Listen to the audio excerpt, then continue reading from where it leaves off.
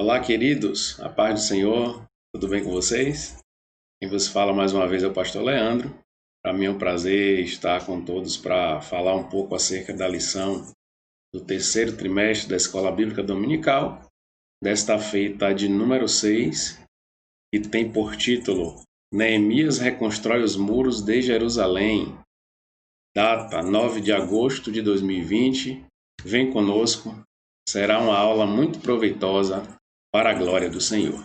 De antemão, eu quero pedir que você se inscreva no canal, ative o sininho das notificações, deixe o seu like ou dislike, faça os seus comentários para que possamos interagir e compartilhe o vídeo com o maior número de pessoas possíveis para que, através dessa ferramenta, possamos propagar ou continuar propagando a palavra do Senhor, o Evangelho de Cristo, para que o seu nome continue sendo glorificado. Vem conosco. Mais uma vez eu vou estar postando na tela a lição para que você possa acompanhar. Se você tiver o seu exemplar impresso, pode ir destacando, listando. Esteja também com o seu exemplar da Bíblia Sagrada para que você possa acompanhar as referências e isso vai contribuir sobremaneira com o teu aprendizado. Vamos lá. A lição de número 6 nos fala acerca de um assunto muito interessante, muito importante, sobre o qual iremos refletir. Neemias reconstrói os muros. O nosso texto áureo está em Isaías capítulo 60, verso 18, que nos diz: Nunca mais se ouvirá de violência na tua terra, de desolação ou destruição nos teus termos, mas aos teus muros chamarás salvação, e às tuas portas, louvor. A verdade prática nos diz: somente despertados podemos vencer qualquer obstáculo para realizarmos a obra de Deus. A leitura diária de segunda a sábado nos fala acerca de diversos temas associados ao assunto da própria lição.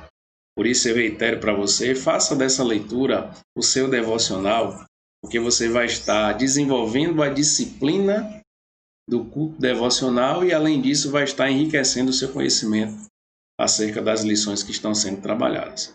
Na segunda-feira, Salomão, desperto, constrói o templo. Na terça, Abraão, desperto, entregou o dízimo. Na quarta, o despertamento dos samaritanos. Na quinta, um despertamento à meia-noite. Na sexta, um despertamento missionário. No sábado, o despertamento final. Olha que interessante. A leitura bíblica em classe está em Neemias capítulo 1, verso 1 ao 4, capítulo 2, verso 1 ao 9. Vamos ver o que nos diz o texto sagrado. As palavras de Neemias, filho de Acalias: E sucedeu no mês de Quisleu, no ano 20º, estando eu em Suzã, a fortaleza, que veio Anani, um dos meus irmãos, ele e alguns de Judá, e perguntei-lhe sobre os judeus que escaparam e que restaram do cativeiro e acerca de Jerusalém. E disseram-me: Os restantes que não foram levados para o cativeiro, lá na província estão em grande miséria e desprezo, e o muro de Jerusalém fendido, e as suas portas queimadas a fogo. E sucedeu que, ouvindo eu estas palavras, assentei-me e chorei, e lamentei por alguns dias, e estive jejuando e orando perante o Deus dos céus. Capítulo 2. Sucedeu, pois, no mês de Nissan, no ano 20º do rei Artaxerxes, que estava posto vinho diante dele. E eu tomei o vinho e o dei ao rei, porém nunca antes estivera triste diante dele. E o rei me disse: Por que está triste o teu rosto? Pois não estás doente. Não é isso senão tristeza de coração. Então temi muito em grande maneira. E disse ao rei: Viva o rei para sempre! Como não estaria triste o meu rosto, estando a cidade, o lugar dos sepulcros de meus pais, assolada, e tendo sido consumidas as suas portas a fogo? E o rei me disse: Que me pedes agora? Então orei ao Deus dos céus. E disse ao rei: Se é do agrado do rei, e se o teu servo é aceito em tua presença, peço-te que me envies ajudar a cidade do sepulcro dos meus pais, para que eu a edifique. Então o rei me disse, estando a rainha sentada junto a ele: Quanto durará a tua viagem? E quando voltarás? e aprove ao rei enviar-me, apontando-lhe eu um certo tempo. Disse mais ao rei: se ao rei parece bem, deem-se-me cartas para os governadores da além do rio, para que me deem passagem até que chegue a Judá, como também uma carta para Asaf, guarda do jardim do rei, para que me dê madeira para cobrir as portas do paço da casa e para o muro da cidade, e para a casa em que eu houver de entrar. E o rei mas deu, segundo a boa mão de Deus sobre mim. Então vinham os governadores da além do rio, e dei-lhes as cartas do rei. E o rei tinha enviado comigo chefes do exército e cavaleiros. Olha que texto muito rico, e sobre ele nós iremos meditar nesta aula. Os hinos sugeridos da harpa cristã são os 77, 434 e 440. O objetivo geral dessa lição é mostrar que foi Deus quem despertou em Neemias o desejo de restaurar os muros de Jerusalém. Em relação aos objetivos específicos, estão listados: mostrar como Deus respondeu às orações de Neemias, saber como foi a ida e a chegada de Neemias a Jerusalém, explicar como Neemias iniciou a reconstrução dos muros, compreender que o levantamento dos muros provocou grande oposição, apontar como foi a inauguração solene dos muros, conscientizar a respeito dos ensinos que a construção dos muros traz. Então veja que todos esses objetivos específicos serão alcançados no decorrer dessa lição. Vamos ver o que o autor traz para nós como introdução. Estudaremos como os muros de Jerusalém foram levantados e como Deus levantou o homem certo para executar esta obra. A obra era de Deus, o qual, como dono da obra, providenciou tudo que era necessário para a sua realização, desde a autorização do rei para o envio de Neemias, até os recursos para custear a construção. Então perceba como Deus atua de uma forma ampla para atender todas as necessidades que são apresentadas, desde o convencimento do líder da nação até o provimento de recursos para a reconstrução. Só Deus faz dessa forma. Só Deus atua de uma forma completa no sentido de fazer concretizar o seu propósito. Tópico de número 1. Vamos ver o que nos fala desta feita a lição. Deus responde às orações de Neemias. Neemias foi um dos personagens utilizados por Deus para trazer uma leva do povo de Judá que estava em cativeiro. Se nós formos recordar, foram 3 levas, a primeira liderada por Zorobabel e Jesua, a segunda por Esdras e a terceira por Neemias. E vamos nos ater nessa terceira leva. Deus envia um emissário a Neemias. O que aconteceu nesse momento? Anani, irmão de Neemias, foi até o palácio e, ao se encontrar com ele, relatou a situação em que estava o povo em Jerusalém. E ele, de forma muito específica, disse: os muros estão fendidos, as portas queimadas a fogo. O povo está em grande miséria e sofrimento. Olha que descrição detalhada. Eles estavam ali num cenário de caos, num cenário em que a cidade estava totalmente desprotegida. Se nós formos observar, naquele contexto, as cidades eram rodeadas por muros no intuito de que houvesse proteção para os seus moradores contra os inimigos que tentavam o tempo todo expandir os seus territórios. E Jerusalém estava vulnerável porque os seus muros estavam derribados e as suas portas queimadas. E qual foi a postura de Neemias diante disso? Ele ficou angustiado e se voltou para Deus através de jejum e orações. Olhe como isso é um fato que nos traz uma reflexão e um aprendizado tremendo. Quando Neemias ouviu aquelas notícias e se sentiu angustiado, a sua primeira reação foi se voltar para Deus. Ele iniciou seu período de oração no mês de Quisleu, que, trazendo para o nosso calendário romano, é o mês de dezembro.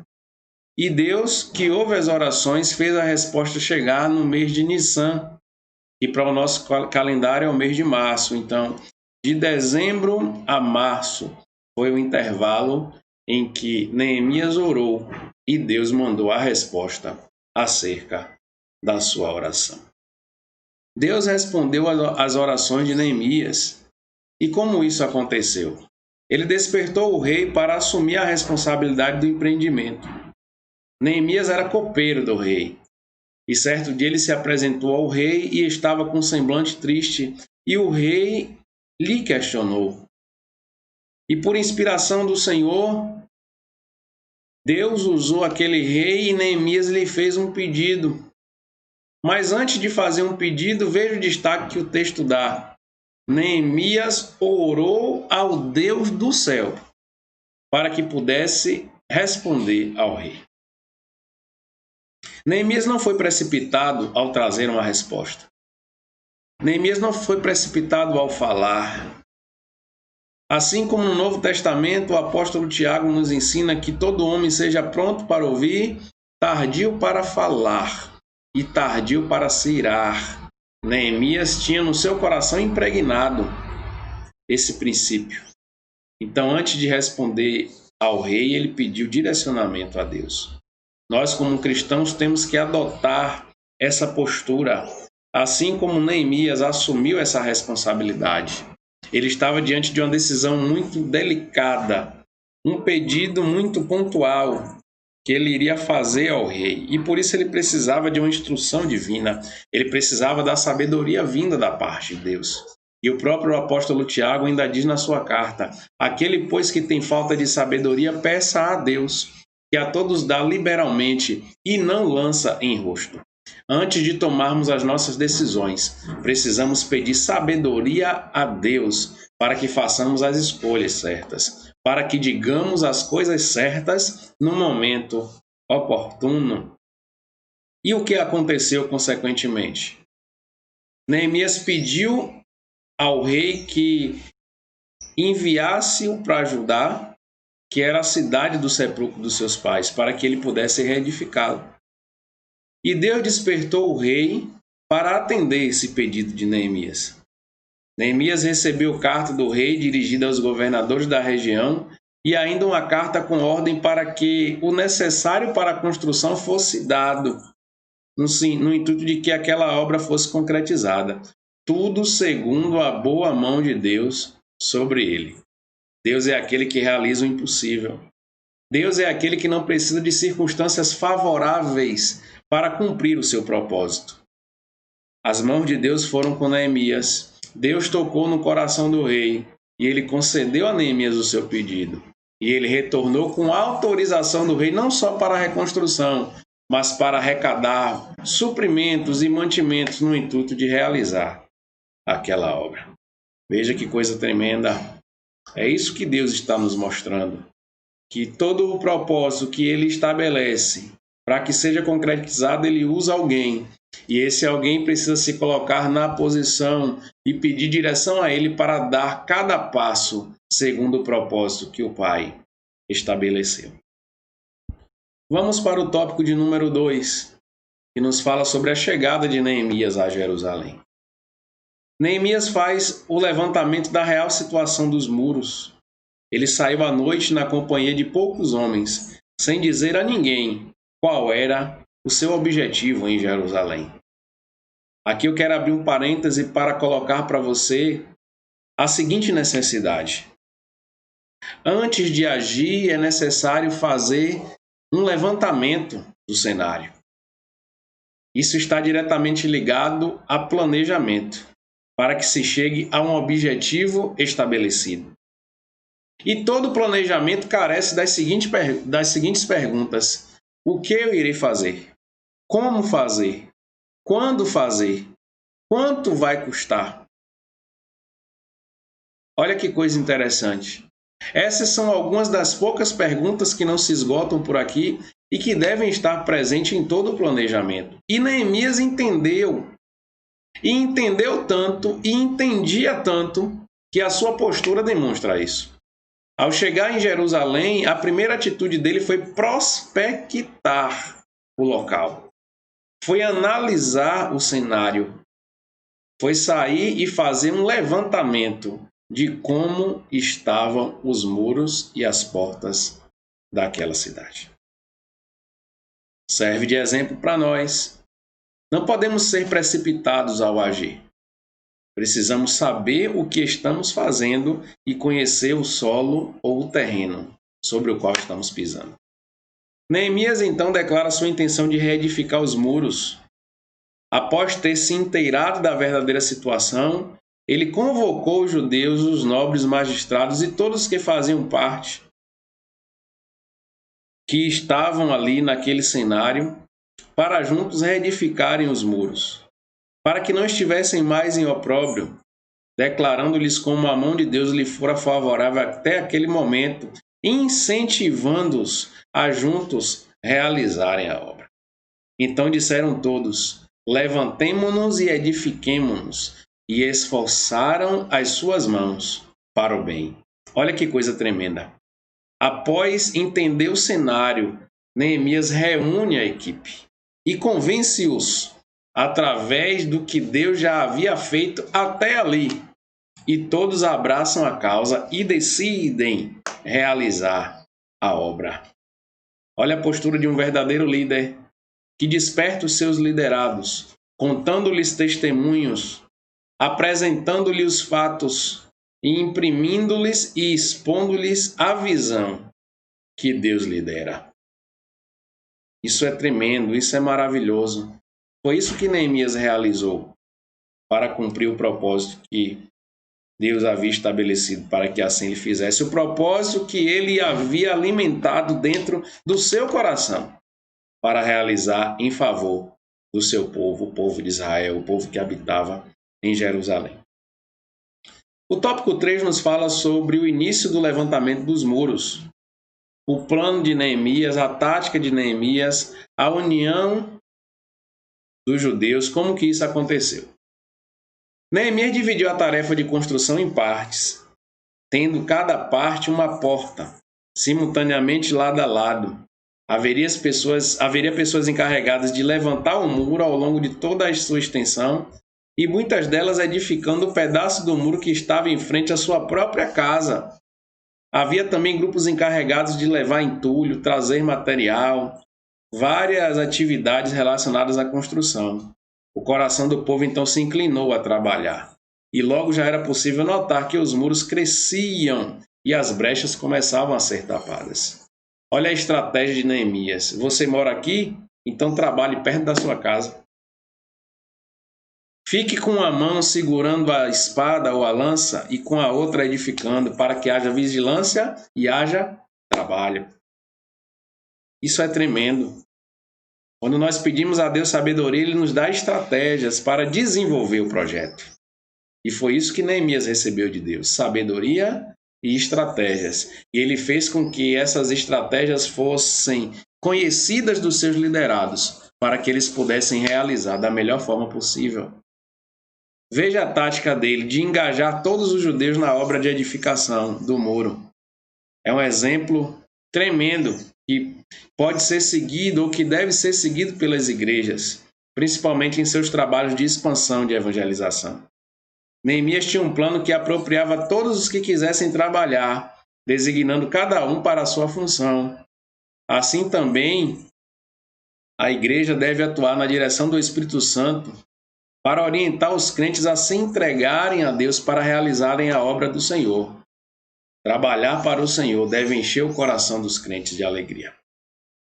A igreja, ao olhar para a forma como Neemias atuou, deve absorver esse ensinamento no sentido de que as pessoas que estão ali precisam se engajar na obra e trabalhar de acordo com as atividades que precisam ser feitas e com as aptidões que o Senhor delegou para cada um. Lembra que nós já falamos de dons espirituais nessa própria revista, em lições anteriores? Ferramentas que Deus dá para que o crente possa desenvolver o trabalho para Deus. E como é que o Espírito Santo distribui isso? a cada um como quer, para o que for útil. Então precisamos pedir a Deus direção do Espírito Santo e capacitação a cada um para o que for útil, no sentido de desenvolver a obra do Senhor em todos os aspectos, em todas as áreas em que a igreja atua ou necessita atuar. A união dos judeus ficou ameaçada. Veja o que o autor traz aqui no subtópico de número 3. Apesar da boa organização, a união necessária para a realização daquela grande obra estava ameaçada. Surgiu um problema entre os pobres e os ricos. Neemias tomou conhecimento do problema e sabiamente o resolveu, e a obra prosseguiu. O autor ainda coloca que na lição número 8 ele irá destacar esse assunto, mas eu posso antecipar para vocês que os ricos eles estavam buscando obter lucro, atendendo os seus próprios interesses e até escravizando os seus próprios irmãos judeus que contraíam dívidas. E isso começou a trazer opressão e, consequentemente, insatisfação em relação ao conjunto das pessoas que trabalhavam na reconstrução. Foi necessário que Neemias intervisse para sanar aquela situação no sentido de que a obra continuasse. E qual é o destaque que deve ser dado aqui? É que todo trabalho, principalmente quando é realizado em conjunto, necessita de harmonia, necessita de integração, necessita de união em relação à equipe que está desenvolvendo o trabalho, para que todos caminhem numa só direção, para que todos trabalhem num só propósito, para que todos realizem com um só objetivo. Isso vai gerar resultados, isso vai gerar produtividade, isso vai gerar crescimento, isso vai fazer com que se concretize o projeto que foi estabelecido. Se não houver união, o projeto sucumbe. Se não houver união, não haverá prosperidade, crescimento nem avanço. Se não houver união, não irá ser concretizado o projeto segundo os moldes estabelecidos. É isso que nós precisamos absorver. Tópico de número 4. Vamos caminhando. Que nos diz: o levantamento dos muros provocou grande oposição, como tudo na obra do Senhor. Quando nós despertamos para realizar um trabalho para Deus, seja em qualquer âmbito, quando nós nos despertamos até individualmente para manter um devocional, uma vida espiritual comprometida, saudável, para exercitar disciplinas cristãs no nosso dia a dia, aparecem artifícios que o adversário coloca para tentar nos parar, para tentar nos impedir, para tentar nos desviar do foco, para tentar nos abater, porque o diabo ele sempre está em oposição ao crente, porque o crente está buscando a sua salvação, enquanto o diabo está tentando condená-lo. E veja o exemplo do que aconteceu em relação à obra tocada por Neemias e sua equipe. Iniciada a edificação dos muros, Sanbalat e Tobias indignaram-se grandemente e usaram várias estratégias para fazerem parar a obra. Todavia, Neemias e seus liderados, ajudados pelo Senhor, conseguiram vencer todos os obstáculos que se levantaram e trabalharam sem cessar até a conclusão do muro. As diferentes formas de ataque dos inimigos dos judeus e como Neemias conseguiu vencê-los também será trabalhado em uma lição posterior. Porém, eu posso antecipar para você que Sanbalat e Tobias fizeram de tudo para impedir a construção daquela obra, criando estratégias, criando narrativas falsas, tentando desviar o foco, tentando trazer Neemias para armadilhas, mas Neemias permaneceu firme e deu para eles uma resposta tremenda quando disse: eu estou fazendo uma grande obra e não posso parar. E estimulou o povo, e incentivou o povo e trabalhou as estratégias com o povo para que eles não se deixassem abater perante a presença e os ataques dos inimigos, mas se mantivessem firmes, trabalhando, reconstruindo, para que eles pudessem alcançar o objetivo que for estabelecido. Então o muro foi concluído. Capítulo 6, verso 15 está em destaque, e o verso 16. Esta grande vitória teve uma grande repercussão. Até os inimigos tiveram que reconhecer que Deus foi quem realizou aquela obra. Dentro de menos de 60 dias, ou melhor dizendo, 52 dias, Neemias conseguiu reconstruir aqueles muros. Só Deus proporciona essas coisas. Só Deus dá capacidade, força, intrepidez, ousadia e autoridade ao homem para realizar projetos segundo a sua boa mão, segundo as suas poderosas intenções, segundo o seu agir, o seu atuar. Veja que o cenário era diverso. Neemias era copeiro do rei. Ele não tinha condições alguma, humanamente falando, de ser alguém que estivesse na liderança e trouxesse parte do povo e trouxesse mantimentos e tivesse uma capacidade estratégica tão grande para realizar aquela obra. Mas o texto de Neemias nos mostra que quando ele ouviu a notícia, ele inclinou seu coração para isso. E jejuou, e orou, e comprou a briga, e abraçou o propósito, e apresentou tudo a Deus, e no momento oportuno se colocou diante do rei, e mesmo com o risco de ser morto, porque se apresentou ao rei com semblante triste, ele não abriu mão de colocar para o rei aquilo que ele estava sentindo no seu coração e aquilo que Deus tinha colocado para que ele fizesse. Então ele apresentou ao rei, Deus atuou, convenceu o rei, que o liberou, ele voltou e reconstruiu com toda a inspiração divina que o Senhor houvera colocado sobre ele. Serve de exemplo para nós. Às vezes nós, seres humanos, que somos limitados àquilo que nós estamos vendo, não colocamos as nossas mãos para executar uma tarefa por medo, por receio, ou por não colocar diante do Senhor, ou não abrir o coração, ou não se colocar como um vaso à disposição de Deus para que Ele possa nos usar. Mas precisamos nos colocar na posição. Precisamos pedir sabedoria a Deus. Precisamos ter ousadia através do Espírito Santo para realizar a obra do Senhor. Porque Deus é quem nos capacita, Deus é quem nos direciona, Deus é quem provê recurso, Deus é quem nos usa como vaso para concretizar os seus santos propósitos. Eu quero concluir falando ainda do tópico 5 e do tópico 6. Vamos lá. Vamos ver o que o autor continua nos dizendo. O muro foi solenemente inaugurado. Veja que o muro não foi só reconstruído, mas ele foi solenemente inaugurado. E isso nos chama a atenção. Para a dedicação dos muros foram convocados todos os levitas, a fim de dedicarem os muros com alegria, com louvores, com canto, com saltério, com alaúdes e com harpas. Purificaram-se os sacerdotes e os levitas, e logo purificaram todo o povo, e as portas e os muros. O ato de dedicação incluiu 2 procissões ao longo dos muros, as quais pararam diante da casa de Deus, onde houve sacrifícios.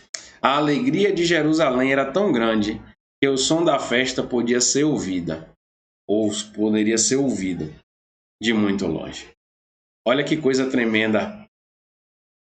O muro foi reconstruído, mas Neemias fez questão de organizar toda a equipe para que houvesse uma solenidade de inauguração.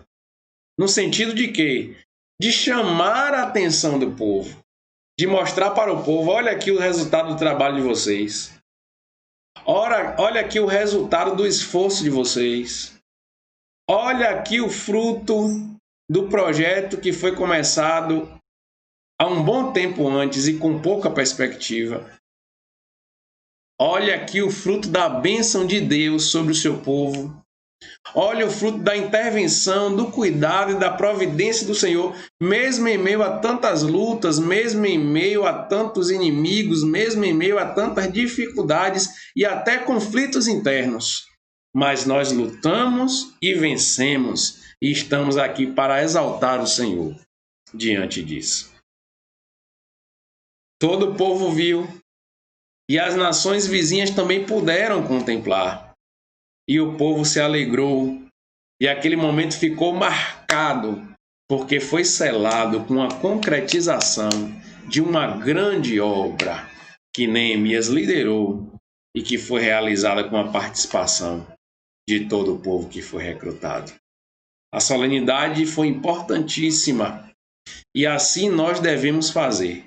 Comemorar as nossas vitórias, comemorar as nossas conquistas, exaltar ao nosso Deus, mostrar para as pessoas, mostrar para a igreja que existe um Deus que atua, um Deus que faz, um Deus que realiza, um Deus que cumpre as suas promessas, um Deus que nos permite concretizar os nossos sonhos.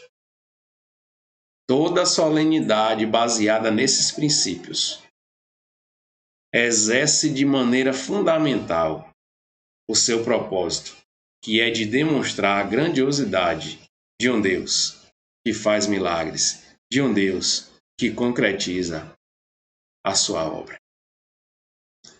Agora o tópico 6 e último, para terminarmos a reflexão relacionada a essa lição. Os muros trazem ensino simbólico importante. E aqui o autor destaca 3 subtópicos. O primeiro, a Bíblia fala da salvação como um muro. Aos teus muros chamarás salvação, e às tuas portas louvor. E ainda uma forte cidade temos, a quem Deus pôs a salvação por muro e antimuros. Olha que coisa tremenda. Olha a simbologia do que está escrito. O Salmo 118 traz uma ilustração bem interessante quando Davi conversa com o Senhor e diz: o Senhor me permitiu entrar pelas portas do templo, o Senhor me deu a salvação. Porta traz sentido de acesso. Porta traz um sentido de que é um lugar por onde adentramos com o objetivo de alcançar algo. É um momento de passagem. E as portas de Jerusalém reconstruídas nos trazem essa revelação. Eram 12 portas e cada porta tinha um significado específico. Cada porta fazia alusão a um aspecto espiritual que se concretizava naquele momento, mas que também apontava para o futuro. E aquelas portas reconstruídas cumpriam o propósito que Deus havia estabelecido. Os muros, da mesma forma. Veja o que diz o subtópico 2. O muro da salvação fala da divina proteção que beneficia aqueles que se abrigam dentro dele. Quem está de lado de fora do muro está vulnerável, mas quem está do lado de dentro está protegido. Quem está do lado de fora ainda não foi alcançado. Quem está do lado de dentro faz parte do reino. Quem está do lado de fora não está salvo, mas quem está do lado de dentro está a salvo. Observamos que o levantamento dos muros foi resultado de um despertamento. O crente despertado sente uma imperiosa necessidade de conservar-se dentro dos muros da salvação, onde ele é protegido pela excelente grandeza do poder de Deus e pode dizer, como Paulo afirmou: eu sei em quem tenho crido e estou certo que é poderoso para guardar o meu depósito até aquele dia. Palavras direcionadas na carta de 2 Timóteo, capítulo 1, verso 12. Então veja que coisa tremenda, veja que coisa gloriosa. Veja que reflexão tremenda o texto nos traz acerca dos muros, fazendo alusão à salvação que o próprio Deus proporciona. Subtópico de número 3, o que nos diz? O muro da salvação é uma permanente linha divisória entre o reino de Deus e o reino deste mundo. Fronteiras deste mundo foram muitas vezes alteradas, porém a fronteira entre o reino da luz e o das trevas continua inalterada. A Bíblia diz: eu sou o Senhor e não mudo. Malaquias 3:6. O reino de Deus e o reino deste mundo são inteiramente irreconciliáveis. Que comunhão tem a luz com as trevas? 2 Coríntios 6:14. Ninguém pode servir a Deus e a Mamon. Mateus 6:24. O fato do muro da salvação ser uma divisa entre o reino de Deus e o mundo não significa que há uma proibição pela qual o crente não tem direito de fazer o que quer. O crente é livre. Todavia, A mesma linha divisória representada pelo muro da salvação passa também dentro do nosso coração.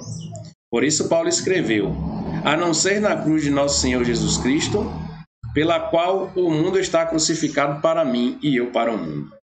E podemos assim fazer nossas as palavras de Paulo: o que para mim era ganho, reputei-o por perda, por Cristo.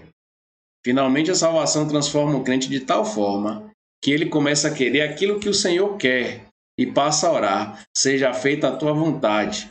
O segredo de uma vida cheia do Espírito Santo é: quem crê em mim, como diz a Escritura, rios de água viva correrão do seu ventre.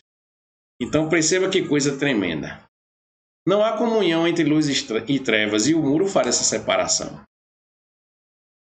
Nós precisamos, como cristãos, assumir uma postura de salvos, através da nossa vida de santidade, através do nosso compromisso e comunhão com o Senhor, abstendo-nos das coisas do mundo, porque aquele que ama o mundo não conhece a Deus. Aquele que ama o mundo se torna inimigo de Deus. Mas devemos nos dedicar sim às coisas de Deus, para que possamos garantir o nosso galardão nos céus. Que você possa guardar esse ensinamento no seu coração, que ele possa produzir frutos na tua vida e que você seja mais do que vencedor, assimilando essas lições que essa passagem acerca de Neemias e a reconstrução dos muros de Jerusalém traz para nós. Como se chamava o emissário enviado a Neemias? Anani, seu irmão. Como viviam os judeus que haviam voltado de Babilônia? Viviam em grande miséria e sofrimento porque os muros estavam destruídos e as portas queimadas pelo fogo. Antes de iniciar a reconstrução dos muros, o que fez Neemias? Ele fez um levantamento minucioso da real situação em que a cidade se encontrava. Qual era a profissão que Neemias tinha antes de ir para a reconstrução? Ele era copeiro do rei, mas Deus o capacitou para ser o reconstrutor dos muros de Jerusalém. O que nos lembra o muro da salvação? A proteção de que desfrutam todos aqueles que se refugiam em Cristo Jesus. Então, querido, que você seja bem-sucedido, que você seja vitorioso e que esse ensinamento faça a diferença na sua vida. Foi um prazer estar com você, foi um prazer compartilhar desse momento oportuno.